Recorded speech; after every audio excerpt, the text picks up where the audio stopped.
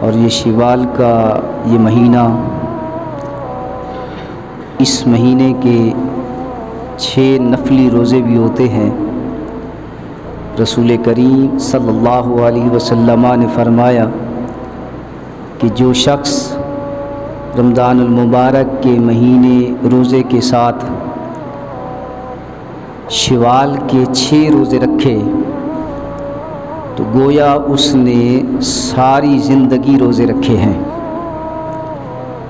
لیکن شرط یہ ہے کہ وہ ہر سال رمضان المبارک کے روزوں کے ساتھ شوال کے 6 روزے رکھتا رہے۔ یہ نہیں کہ ایک مرتبہ شوال کے 6 روزے رکھے اور یہ سمجھے کہ ساری زندگی کے اس کو روزوں کا ثواب مل گیا۔ نہیں، 6 روزے رکھنے کا مقصد یہ ہے کہ رمضان المبارک کے روزوں کے ساتھ ساتھ شوال کے 6 روزے رکھتا رہے تو گویا کہ اس نے پوری زندگی کے روزے رکھے ہیں۔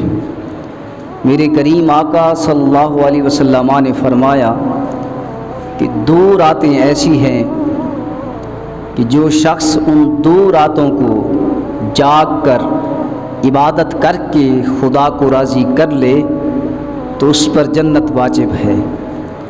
صحابہ نے عرض کیا یا رسول اللہ صلی اللہ علیہ وسلم وہ 2 راتیں کون سی ہیں؟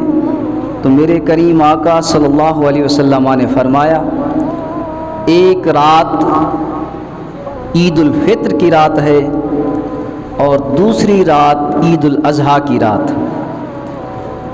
دونوں عیدوں کی رات، یہ 2 راتیں جو شخص جاگ کر عبادت کر کے خدا کی بندگی کر کے ذکر و اذکار تسبیح و تعلیل کر کے ان دونوں راتوں کو عبادت کرتا ہے، میرے کریم آقا صلی اللہ علیہ وسلم نے فرمایا اس پر جنت واجب ہے۔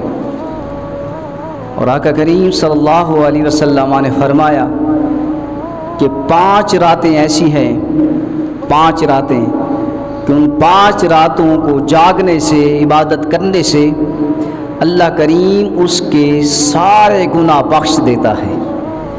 صحابہ نے عرض کیا یا رسول اللہ وہ 5 راتیں کون سی ہیں؟